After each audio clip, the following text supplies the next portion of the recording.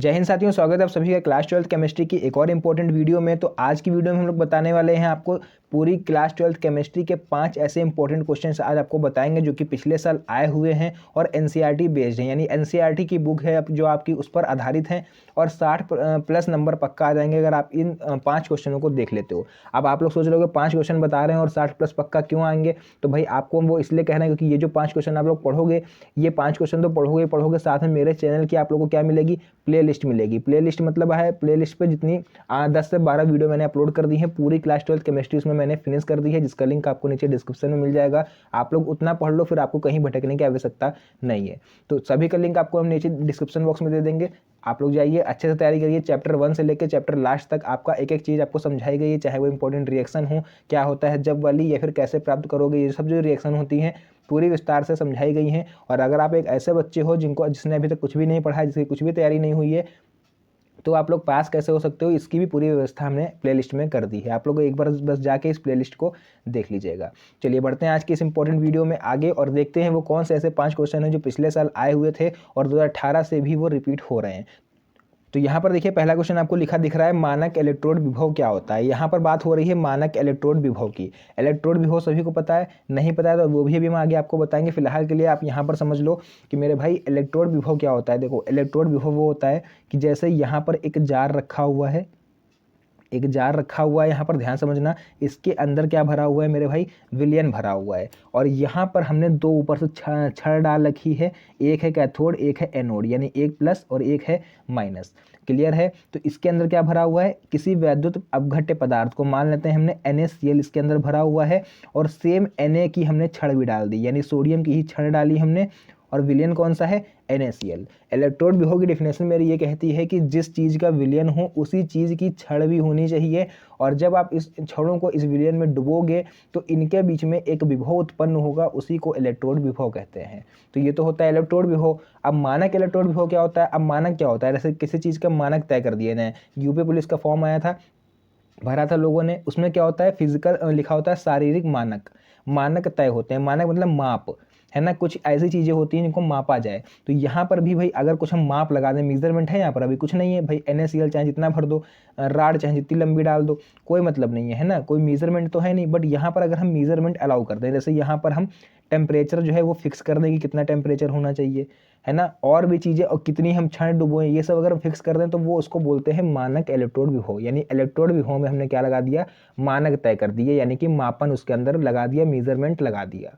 तो इसके डिफिनेशन पढ़ो और अच्छे से क्लियर होगा। किसी धातु की छड़ को देखो 25 डिग्री सेल्सियस, यहाँ पर देखो 25 डिग्री सेल्सियस इन्होंने इस चीज़ का टेम्परेचर जो है वो फिक्स करा है। एक मोलर धातु आयन सांद्रता विलयन में डुबोने पर धातु और विलयन के मध्य जो विभवांतर उत्पन्न होता है उसे मानक इलेक्ट्रोड विभव कहते हैं। इसको E0 से रिप्रेजेंट करते हैं।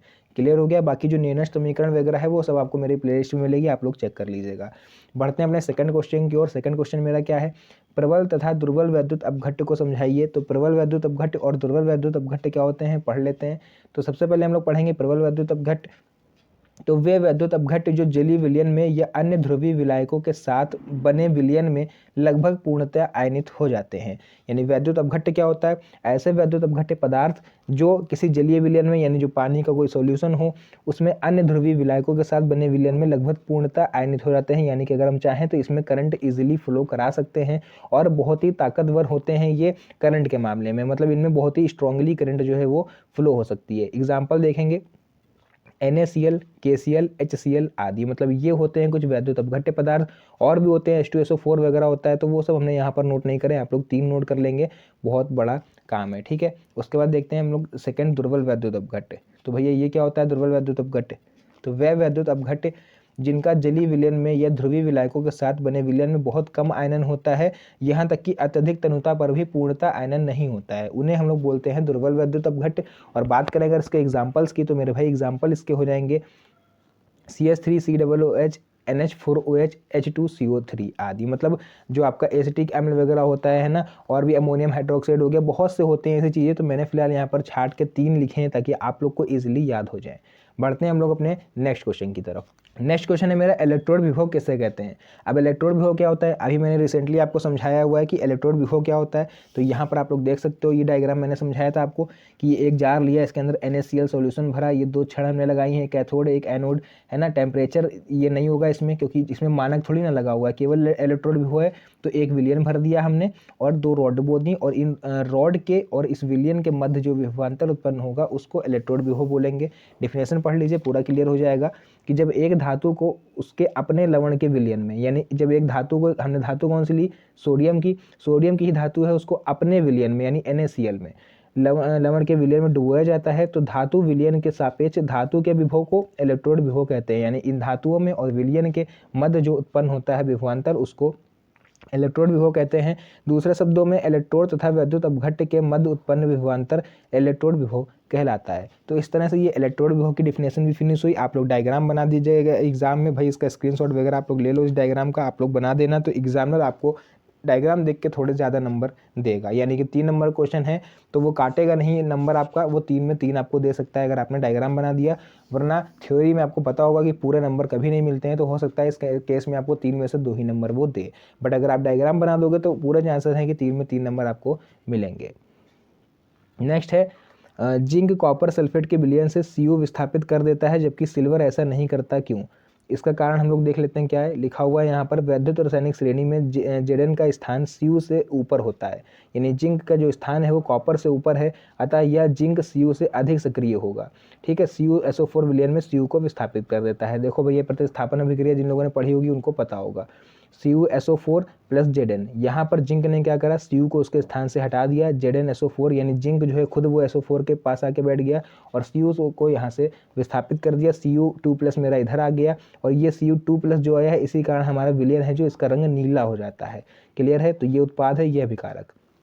नेक्स्ट क्वेश्चन हम लोग देखेंगे, जिंक तथा तांबे में से एक अम्लों में से हाइड्रोजन गैस विस्थापित नहीं करता, क्यों। तो ऐसा क्या कारण है कि जिंक और तांबे में से, इन दोनों में से कोई एक है वो हाइड्रोजन गैस को विस्थापित नहीं करता, ऐसा क्यों। तो यहाँ पढ़ो, वैद्युत रासायनिक श्रेणी में जिंक जो है वो हाइड्रोजन से ऊपर है, यानी कि अगर इसका हम लोग डायग्राम बनाएं कुछ तो कुछ इस तरह से बनेगा, जिंक जो है वो हाइड्रोजन से ऊपर है, यानी H2 से ऊपर है जिंक, तथा तांबा हाइड्रोजन से नीचे है, यानी जो तांबा यानी Cu जो होगा वो इसके नीचे होगा। ठीक, हाइड्रोजन से नीचे है, जिसके कारण क्या होता है कि जिंक हाइड्रोजन से अधिक अपचायक है और तांबा कम।